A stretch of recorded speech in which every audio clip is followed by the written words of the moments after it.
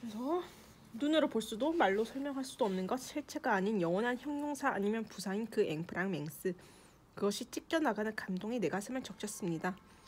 60년의 긴 시간이 지나고 나서야 나는 비로소 앵프라맹스 없이 어머니의 손이 내 이마를 짚어주시는 것을 느꼈지요.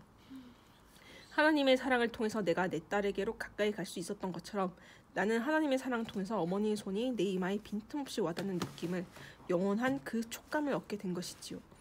그러자 엉뚱하게 언젠가 인터넷에서 본 예쁜 움직이는 그림으로 만든 동화 같은 글 한 편이 머릿속에 떠올랐지요.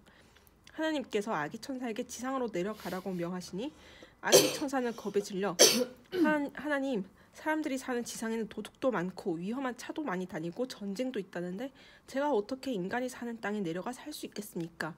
하나님이 응답하십니다. 너는 혼자가 아니다. 너에게는 항상 너를 지켜주는 수호천사가 너를 기다리고 있을 것이다. 그런데 벌써 아기 천사는 하늘에서 땅으로 떨어지고 있었지요. 하나님, 하나님. 아기 천사는 하나님을 다급하게 부르면서 이렇게 소리쳤지요.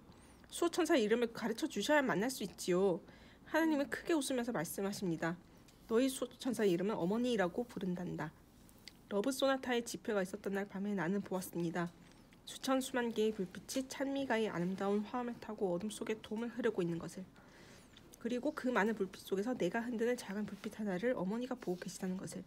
미나와 나의 가족, 그리고 내 이웃에 있는 모든 사람들이 보고 있다는 것을 생각하고 있었습니다. 그리고 앵프라맹스라는 말 대신 거북해서 입 밖에 내지 않았던 말을 그 불빛들을 향해 외쳤지요. 사랑해요. 이 어른 넣어서 또 사랑해요 말 잘 안 했을 거야. 그렇겠죠. 근데 이제 이 딸로 인해서 또 세례받고 이렇게 믿게 되면서 교회는 유난히 사랑해요라는 말을 참 많이 해요. 앞뒤 사람들 보고 사랑의 인사를 나눕시다. 사랑합니다. 그 우리도 할까? 성이 없어도 그냥 사랑합니다. 그런 말 하잖아요. 우리 메시지 볼 때 사랑합니다, 사랑하고 축복합니다. 항상 그게 믿지 않을 때 되게 약간 가식적으로 느껴졌어요. 이 사람들은 별로 정말 이게 저렇게 나 무서운데 사랑해? 그런 저런 말은, 그 사랑한다는 말을 되게 무겁게 생각해서 그 말을 어떻게 그렇게 쉽게 내뱉지 이런 생각을 했죠. 근데 우리도 사랑한다는 말 잘 안 했잖아. 그렇죠. 더더구나 경상도에서는 가족 간에는 절대 그쵸. 하면 안 되는. 그런데 우리도 안 하잖아. 사랑하지만 그걸 내뱉으면 그쵸. 뭔가 가벼워지는 느낌이라. 맞아요. 맞지? 그렇게 할 수 있죠. 근데 그 죽음에 임박해서야 막 이렇게. 결혼할 무렵에 남하고 가정을 이루잖아요. 그러니까 시집이랑 이렇게 가정을 이룰 때 그때 딱 느낀 게 내 속에 있는 말을 하지 않으면 저 사람들은 나를 모른다라고 느껴지더라고요. 하긴 그렇네. 남한테는 잘한다, 그치? 근데 정말 가깝다고 생각하는 가족이나 진짜 가깝다고 생각하는 그래 정말 절친한테는 그런 거 뭔가 낯간지러워서 안 하는 것 같아. 낯간지러워서도 안 하고, 그리고 내 마음 알겠지? 라는 걸 내 엄마는 내가 말 안 해도 알겠지? 이런 거 있잖아요. 그러니까 이제 그렇게 되는데, 그래도 표현을 해야 이제 깨어나게 내가 생각했던 게 맞구나라고 접목시키는 거예요. 딱 그냥 내가 생각하고 어렴풋이 그런 걸 그럴 거야. 쟤는 그래서 저런 행동을 했을 거야 라고 엄마도 생각하고, 나도 엄마의 생각을 그냥 어렴풋이 생각은 하지만 실제로 이게 내 생각이 맞구나라는 거는 서로가 말을 해야 알잖아요. 근데 말을 안 하니까. 근데 이제 그래서 그랬어요 라고 말하면 말은 그래서 네가 그래서 그랬구나 라고 말은 안 하지만 속으로는 그래 맞구나, 내가 지레짐작했던 게 오해가 아니고 맞구나 라고 생각하잖아요. 근데 바깥에 나가서는 꼭 얘기를 하게 돼. 그 교구에 새로 목사님이 왔어요. 그 전 목사님은 약간 우리가 붕 떠서 와 하면은 같이 와 해주고 받아주셨거든요. 그랬는데 교구의 목사님 새로 딱 바뀌어갖고 약간 또 조금은 젊은 목사님이 이제 뭐 결혼해갖고 아기도 있고 있는 목사님이 오셨어. 그래서 이제 우리 뭐 권사님들, 집사님들, 이제 그 순장님들이 다 모여서 갖고 사랑합니다 그랬거든요. 갑자기 막 당황해갖고, 왜 그런 거 있잖아요. 젊은 쌤인데, 젊은 목사님인데 왜 그런 거 있잖아요. 그러니까 성도들이 목사님을 사랑하면 안 되는 그런 거 있잖아요. 이성간에 아 그런 사람 아니잖아. 그런 사람 아니잖아. 그런데 이분은 갑자기 당황하셨구나. 급 당황해갖고 이러시면 안 되는데 막 이러시면 안 됩니다. 이러시면 안 됩니다. 분위기가 그래갖고 그치. 어머 어떡해. 그런 반응까지. 이 목사님은 다큐인데 이거 어떡하지? 어떡하지? 어떡하지? 우리 분위기로 만들지? 막 한참 이제 몇 년 지나면은 이제 우리 과로 만들거든. 만들고 보내. 그 느낌. 이러시면 안 됩니다. 우리 가족끼리는 이러시면 안 됩니다. 가족끼리 이러는 거 아니야? 아 젊은 분인데 그러시구나. 그러니까 그 교육 목회자와 성도는 정말 조심스러웠거든요. 아니면은 JMS가 되는 것처럼 그렇기 때문에 그냥 목사님이고 그리고 그리스도 안에서의 사랑입니다라고 말은 하지만 제3자가 보면은 뭐지 이래 할 수도 있잖아. 그러니까 그런 걸 굉장히 경계하고 조심해야 하시는 분들이 있거든요. 그러니까 이제 금방 우리 교회로 부임한 지 얼마 안 되셔갖고 이제 약간 긴장하는데 갑자기 막 우리는 붕 떠갖고 사랑합니다 막 이러니까 그것도 삥 둘러가고 막 이렇게 갑자기 막 놀래갖고 그런 게 갑자기 생각이 나는 거예요. 그랬구나. 안 그래도 지난주 목요일부터 그거 듣거든요. 그 서울대 종교학과 교수님이 그 뭐 도서관 지혜학교라고 12주 동안 하는데 제가 1시간 정도 늦게 갔어요. 근데 막 다들 나보다 많은 연배 쌤들이 앉아 계신데 막 하하하 호호호 깔깔깔 막 이렇게 약간 분위기가 확 이렇게 좀 적응 안 되는 거예요. 저게 하하 깔깔 호호 할 게 아닌데 분위기가 왜 이렇지? 아니 무슨 문화센터 막 아줌마들 집단도 아닌데 근데 아이스 브레이킹이 뭐 있었던 거 아닐까요? 아니요. 근데 그분이 종교학과인데 모든 종교를 다 까는 거예요. 그러니까 그게 까는 게 진짜 비판의 목표가 아니라 그걸로 통해서 이제 감정에 대한 뭐 이해 뭐 이런 거거든요. 네, 그래서 근데 되게 말씀을 유쾌하게 하시더라고요. 그래서 그러니까 대상에 맞게 강의를 되게 잘하시는 거였어요. 근데 되게 깊이가 있어서 와 진짜 너무 좋았어요. 막 기대. 자꾸 많이 먹습니다. 네, 읽을까요? 네.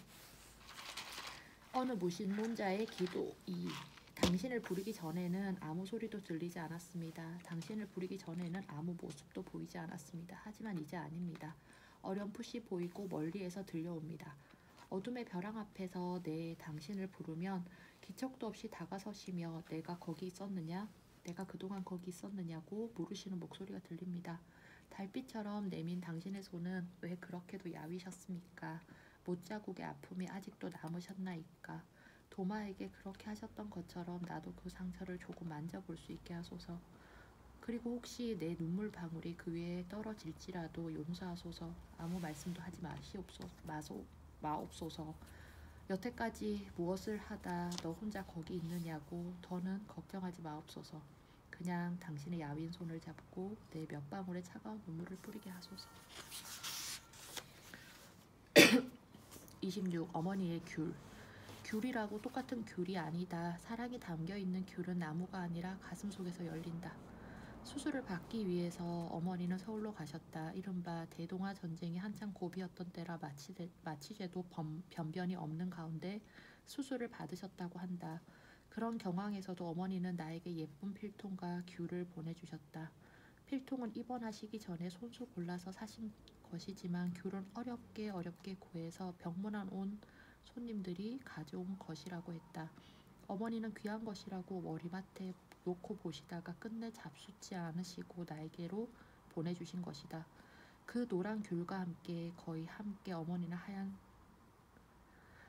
상자 속에 유골로 돌아오셨다. 물론 그 귤은 어머니도 나도 누구도 먹을 수 없는 열매였다. 그것은 먹는 열매가 아니었다. 그 둥근 과일은 사랑의 태양이었고 그리움의 달이었다. 그 향기로운 몇 알의 귤은 어머니와 함께 묻혔다. 서울로 떠나시던 마지막 날 어머니는 나보고 다리를 주물러 달라고 하셨다. 11살이었으니까 이제 어머니의 다리를 주무를 수 있을 만큼 그렇게 성장한 것이다. 정말 다리가 아프셔서 그러셨는지 혹은 어린 것이라 늘 걸려 하셨는데 그만큼 자란 것을 확인하고 싶으셔서 그러셨는지 혹은 내 손을 가까이 느끼시며 마지막 작별 인사를 하려고 하신 것인지 확실치 않지만 다리를 주물러 달라고 하셨을 때 어머니의 얼굴은 외로워 보이셨다. 왜 그랬던가? 어머니에게 나는 숙제를 해야 한다고 핑계를 부리고는 제대로 다리를 주물러 드리지 않았다. 어머니는 내 얼굴을 물끄러미 쳐다보셨다. 나는 어머니의 신병이 무엇인지 잘 몰랐던 것이다. 그것이 정말 마지막인지 몰랐던 것이다. 나는 더러 산소에 갈 때 귤을 산다. 홍동백서의 그 색깔에는 지정되어 있지 않은 과일이지만 제 쌍에다 귤을 고인다. 그때마다 지천으로 흔하게 나돌아다니는 귤을 향해서 분노를 한다. 어머니가 소중하게 머리맡에 놓아두고 가신 그 귤은 그렇게 흔한 것 지폐 몇 장으로 살 수 있는 그런 귤이 아니기 때문이다. 나 이제 어디에 가 그 귤을 구할 것이며 나 이제 어디에 가 어머니의 다리를 주물러 드릴 수 있을까? 이 글은 어머니를 위한 6가지 은유라는 글 속에 나오는 나의 어렸을 때 이야기입니다.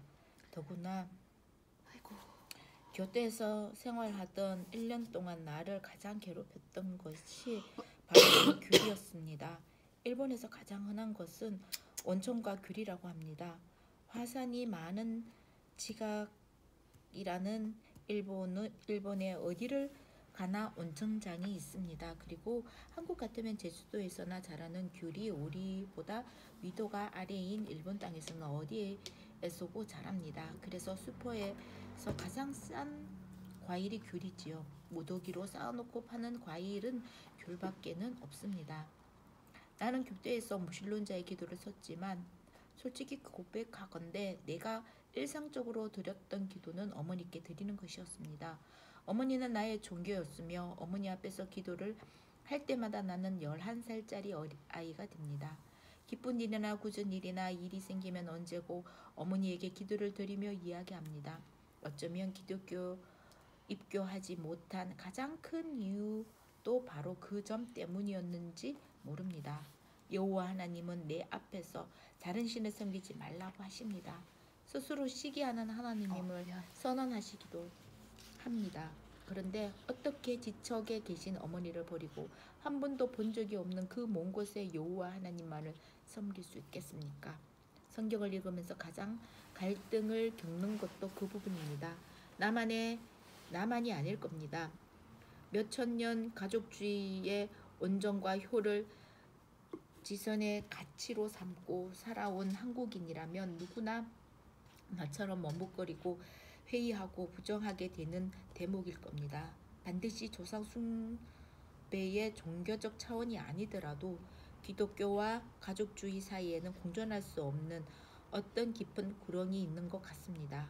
김동리의 무녀도의 경우처럼 모자의 갈등 관계는 사모니즘과 기독교의 충돌로 이어집니다. 가족 갈등을 소재로 한 소설이 아니더라도 성경에 등장하는 믿음의 선조 아브라함의 이야기는 우리에게 정서적으로 심한 거부 반응을 일으킵니다. 아브라함이 100살의 아들을 얻어 기뻐할 때 하나님은 그 아들을 번제로 바치라고 합니다. 어떻게 하나님이 아무리 시험을 라고 할지라도 한국 같으면 천륜인데 부자의 정을 끊고 죽이라는 과업을 내리실 수 있습니까? 아브라함이 그 명령에 복종하기 위해 모리아산에서 독자 이삭을 결박한 후 칼을 들고 죽이려 하는 장면에 이르면 상상만 해도 입에서 비명소리가 터져나올 것만 같습니다. 그것이 의인의 길이요 믿는 자의 도리라고 할지라도 어떻게 제 자식을 자기 손으로 죽이려는 마음을 납득할 수 있겠습니까? 숨이 막히고 가슴이 터지고 미어집니다. 아브람만이 아닙니다. 아버지의 아픔을 이해하고 순순히 그 명을 따르는 이삭의 모습은 또 어떻습니까? 자신을 태울 나무를 쥐고 산을 오른 이삭이 100살이 넘은 늙으신 아버지의 말을 거역하지 않고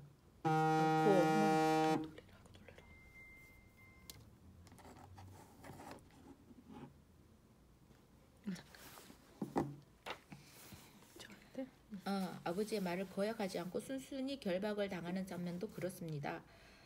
하나님을 위해서 가장 아끼고 사랑하는 자기 자식을 죽음으로 몰아넣는 이야기는 사사기에도 나옵니다. 사사 입다는 여호와 주께 과연 암몬 자손을 치게 해달라고 서원을 합니다. 그러면 자기가 평안히 고향으로 돌아올 때에 누구든지 내 집 문에서 나와 나를 영접하는 자를 여호와께 번제로 바치겠노라고 약속을 합니다. 입다는 서원한 대로 아로엘에서부터 민니스에 이르기까지 20성읍을 치고 또 아벨그라밈까지 크게 도륙하여 암몬 자손이 이스라엘 자손 앞에 항복하게 합니다. 그런데 입다가 미스바에 돌아와 자기 집에 이를 때에 무남 동료로 애지중지하던 바로 그 딸이 소고를 잡고 춤추며 맨 먼저 나와 영접합니다. 놀란 입다는 이를 보고 자기 옷을 찢으며 슬프다 내 딸이여 너는 나로 하여금 참담케 하는 자요 너는 나를 괴롭게 하는 자 중에 하나이다. 내가 여호와를 향하여 입을 열었으니 능히 돌이키지 못하리로다 하고 오히려 딸을 원망하면서 매동 딸을 번제의 제물로 바칩니다. 그리고 이삭처럼 그 딸은 나를 2달만 용납하소서. 내가 나의 동무들과 함께 산에 올라가서 나의 처녀로 죽음을 인하여 애곡하겠나이다 하고 말하고 아버지의 말에 복종 처녀의 몸으로 죽게 됩니다. 가족을 경시하였기에 자식을 사랑하고 부모를 공경하는 풍습이 없었기에 이런 일이 생긴 것은 아닐 터입니다. 가족의 사랑과 공경이 이 지상에서 가장 숭고하고 값어치 있는 일이었기에 하나님은 그것을 초월하는 마지막 고개의 시험을 과하게 된 것이라고 해석할 수 있습니다. 그런데 이런 문화적 가치, 세속적인 가치와 하늘의 법칙이 서로 배치될 경우 한국인 같으면 어떻게 할까요? 어느 나라 어느 민족보다도 한국의 최고의 가치로 믿고 살아온 한국이라면 아브라함이나 이따와 같은 시험에 처할 때 과연 어떤 선택을 하게 될까요? 100살의 나이로 겨우 얻은 아들을 장작불에 태워 죽이겠습니까? 누구보다도 기뻐 맨 먼저 춤을 추며 마중 나온 외동딸을 번제의 제물로 바치겠습니까? 사랑보다 의를 더 큰 덕목으로 알았던 구약의 경우이니까 그랬을 것이라고 생각해서는 안 됩니다. 신약의 경우에도 가족주의를 넘어서는 하늘나라의 법칙은 다를 것이 없습니다. 한국인이 기독교를 비판할 때 가장 많이 지적하는 부분도 바로 가족주의적 시각에서 본 예수님의 행적들입니다. 예수님은 십자가 위에 못 박히실 때의 골고다의 장면을 모사한 요한복음 19장 25절에서 27절을 읽어보세요. 예수의 십자가 곁에는 그 어머니와 이모와 글로바의 아내 마리아와 막달라 마리아가 섰는지라. 예수께서 자기의 어머니와 사랑하는 제자가 곁에 서 있는 것을 보시고 자기 어머니께 말씀하시되 여자여 보소서 아들이니이다 하시고 또 그 제자에게 이르시되 보라 내 어머니라 하신데 그때부터 그 제자가 자기 집에 모시니라. 우선 자기 어머니에게 여자여라고 불렀다는 것입니다. 천하의 불효라는 것이지요. 어머니를 어머니라고 부르지 않는 예수는 분명 한국의 가족 윤리로 보면 반발을 살만하다고 할 수 있습니다. 더구나 예수님은 곳곳에서 한국인의 가족 정서에 밀배되는 말씀을 하십니다.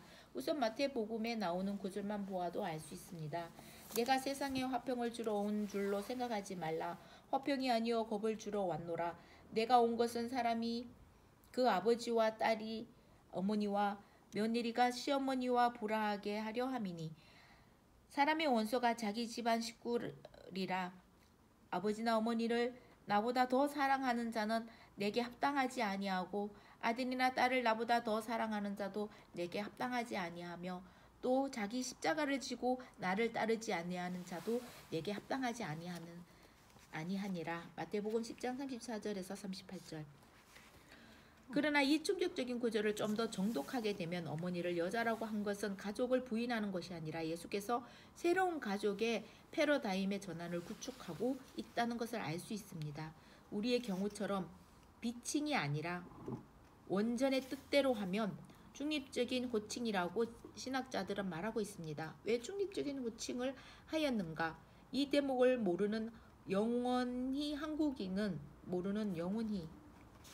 한국인은 진정한 크리스천이 될 수 없는 것입니다. 나는 이 대목을 내 나름대로 이해하고 새롭게 풀이할 수 있었기에 가족과 공존하는 기독교의 세계에 들어서게 되었다는 것을 미리 밝혀두어야 할 것 같습니다. 자식의 죽음을 앞에 놓고 마리아의 슬픔은 어떠했을까?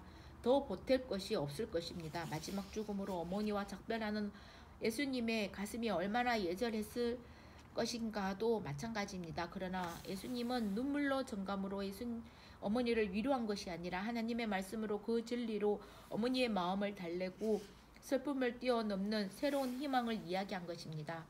다음과 같은 아주 짤막한 4단어로 말입니다. 여자여 보소서 아들이니이다. 예수님은 사랑하는 자기의 제자를 가리키며 어떻게 어머니에게 말했던 것입니다. 그렇게 어머니에게 말했던 것입니다. 나만 당신의 아들이 아니라 여기에 있는 내가 가장 사랑하는 제자도 당신의 아들입니다. 아들이 죽었다고 잃는 것이 아니니 슬퍼하지 마세요. 이렇게나 많은 당신의 아들들이 당신을 어머니로 섬길 것이니까요. 어머니 마리아는 아들의 사형장에서 아들을 잃는 것이 아니라 더 많은 아들을 얻게 된 것입니다. 그러하기 때문에 역시 예수님은 제자를 향해서 이렇게 말합니다. 보라 내 어머니라. 제자 역시 자신의 육신의 어머니만 어머니로 알았는데 예수님의 어머니로만 알고 있던 여인이 자신의 어머니라는 것을 알고 믿게 된 것이지요. 그래서 그는 마리아를 영접하여 자기 집으로 모셔가 함께 삽니다.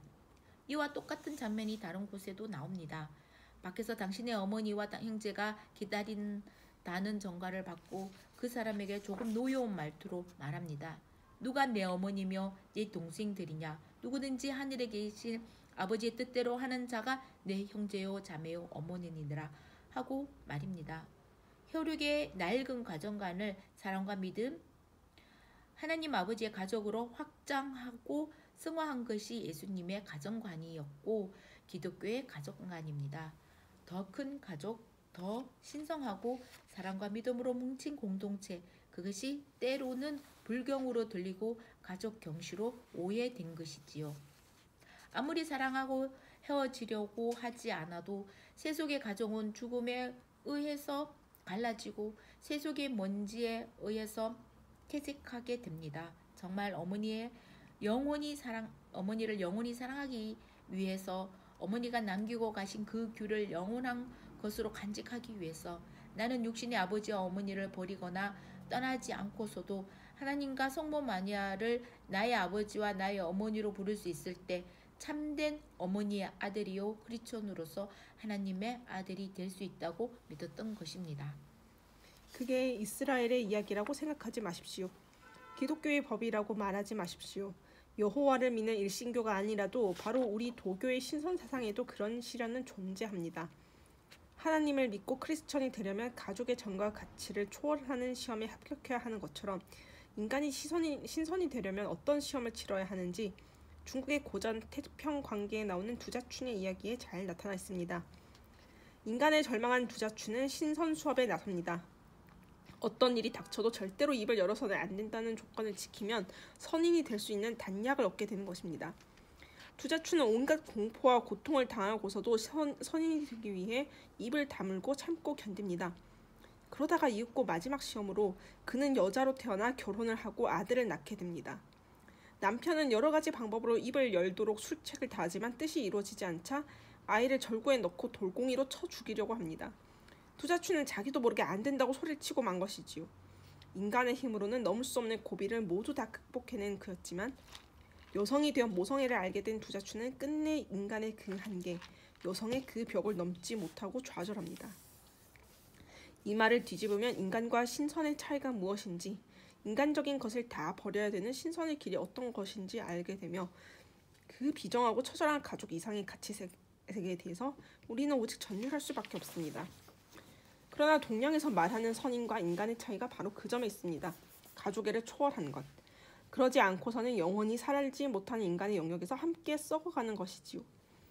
그런데 말로는 그렇게 이야기하지만 나는 하나님보단 나의 딸을 근심하여 기도를 드렸으며 예수께서 받아주시지도 않았는데 나는 딸을 도와주면 당신을 믿겠노라고 입다처럼 일방적인 서원과 약속을 드렸던 것입니다. 아직도 나는 가족의 테두리를 넓혀 저 많은 이웃들이 나의 어머니요 나의 형제라고 생각하기가 힘듭니다. 저기에 가득 찬 눈초리로 나를 바라보는 사람들. 그리고 예수님도 말씀하셨지만 사람들을 삼가라.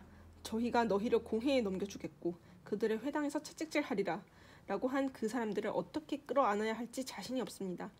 하지만 보세요. 어머니를 위한 6가지 온유에서 적은 글들을 읽어보세요.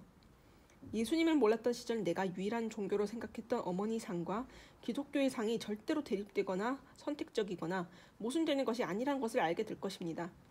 아버지의 이름으로 어머니의 사랑으로 나는 더 멀고 좁은 문으로 들어가 더 환한 곳에 이를 수가 있는 것이지요.